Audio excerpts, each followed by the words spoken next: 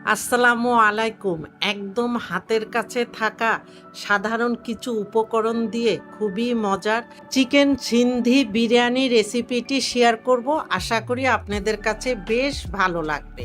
আমার চ্যানেলে যারা নতুন এখনও আমার চ্যানেলটি সাবস্ক্রাইব করেননি, প্লিজ আজই আমার চ্যানেলটি সাবস্ক্রাইব করে নিয়মিত আমার চ্যানেলের সাথেই থাকবেন। প্রথমে এখানে আমি 800 গ্রাম চিকেন ফ্যামিলি কাট করে কেটে ধুয়ে পরিষ্কার করে একদম পানি ঝরিয়ে নিয়েছি।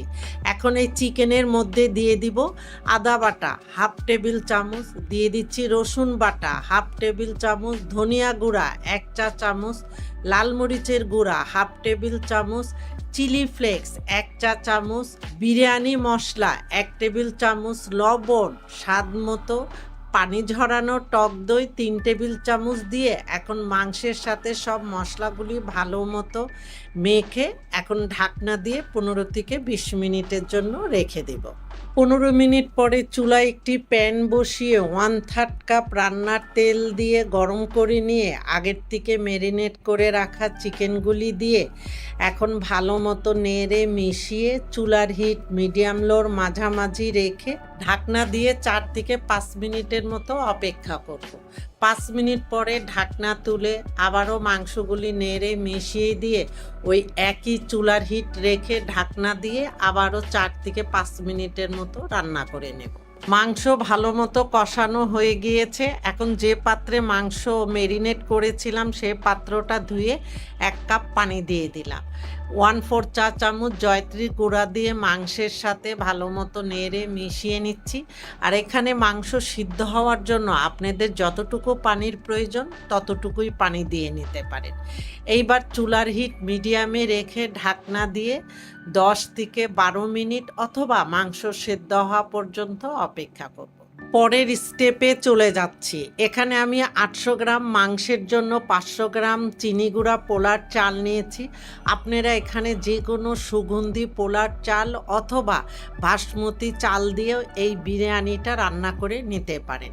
এখন এই চালের মধ্যে পানি দিয়ে কয়েকবার পানি চেঞ্জ করে চাল খুব ভালো মতো ধুয়ে নিব ততক্ষণ যতক্ষণ ক্লিন পানিটা বের না হয়। চালের মধ্যে পর্যাপ্ত পরিমাণে পানি দিয়ে এখন ঢাকনা দিয়ে 15 থেকে 20 মিনিটের জন্য রেখে দিয়ে তারপরে চালগুলো একটি স্ট্রেনারে পানি ঝরানোর জন্য রেখে দিব।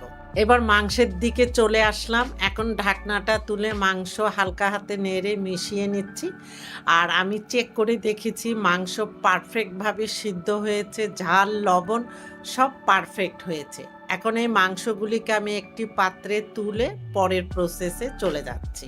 এবার ওই একই পাত্র চুলার উপরে বসিয়ে 2 টেবিল চামচ রান্নার তেল দিয়ে ভালো মতো গরম করে নিয়ে আগের থেকে সেদ্ধ করে নেওয়া প্রথমে কিছুটা রাইস দিয়ে দিচ্ছি। আর এই রাইসগুলি আমি 1 টেবিল চামচ লবণ দিয়ে সেদ্ধ করে নিয়েছি। প্রসেসটা দেখাইনি এই কারণে এর আগেও আপনাদের সাথে আমি অনেক বিরিয়ানির রেসিপি শেয়ার করেছি, সেখানে দেখানো হয়েছে এই রাইসটা কিভাবে 80% সিদ্ধ করতে হয়। আপনারা চাইলে আমার চ্যানেলে ঘুরে আসতে পারেন। এবার এই রাইসের উপরে আগের থেকে রান্না করে রাখা সব মাংসগুলি দিয়ে একে একে করে দিয়ে দিব। প্রথমে 2টি টমেটো এইভাবে স্লাইস করে কেটে দিয়ে তার উপরে দিয়ে দিব 2টি পেঁয়াজগুলি এইভাবে স্লাইস করে কেটে নিয়েছি। তারপরে দিয়ে দিব একটি লেবুটা একটু পাতলা স্লাইস করে কেটে নিয়েছি। এবার দিয়ে দিচ্ছি ক্যাপসিকাম। এখানে আমি 1 কালারের ক্যাপসিকাম ব্যবহার করেছি, আপনারা চাইলে 3 কালারের ক্যাপসিকামও ব্যবহার করতে পারেন। তারপরে স্বাদ মতো কিছু কাঁচামরিচ দিয়ে এখানে আমি 1/2 কাপ পেঁয়াজ বেরেস্তা নিয়েছি, তবে এখন কিছুটা দিব, বাকিটা পরে ব্যবহার করব। আর এখানে 1/4 কাপ লিকুইড দুধের মধ্যে আগের থেকে আমি অরেঞ্জ ফুড কালার দিয়ে মিশিয়ে রেখেছিলাম। এখন এর মধ্যে 1/4 চা চামচ কেওড়া জল দিয়ে ভালো মতো মিশিয়ে নেব। এখন এই উপরে কালার মেশানো দুধ দিয়ে দিচ্ছি কিছুটা, বাকিটা পরে ব্যবহার করব। আর এখানে কেওড়া জল এবং ফুড কালার অপশনাল, আপনারা চাইলে স্কিপ করতে পারেন। এখন সব শেষে উপরে বাকি রাইস দিয়ে সমান করে দিব, ভিতরের কোনো অংশ দেখা না যায়। আবারও দিয়ে দিব কালার মেশানো দুধ এবং পেঁয়াজ বেরেস্তা। এবার দিয়ে দিচ্ছি 2 টেবিল চামচ ঘি। তবে ঘিটা আপনারা চাইলে স্কিপ করতে পারেন, তবে ঘি দিলে বিরিয়ানিটা খেতে অনেক টেস্ট হয়।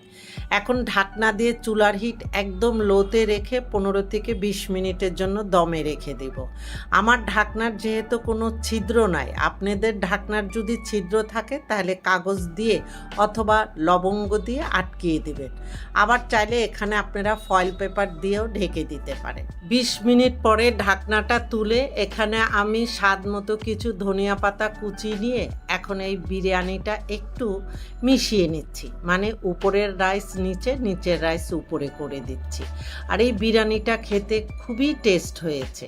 তৈরি হয়ে গেল দারুণ স্বাদের চিকেন সিন্ধি বিরিয়ানি। এখন এই বিরিয়ানি গরম গরম পরিবেশন করব। আপনারা ভালো থাকবেন, আমাদের জন্য দোয়া করবেন। আল্লাহ হাফেজ।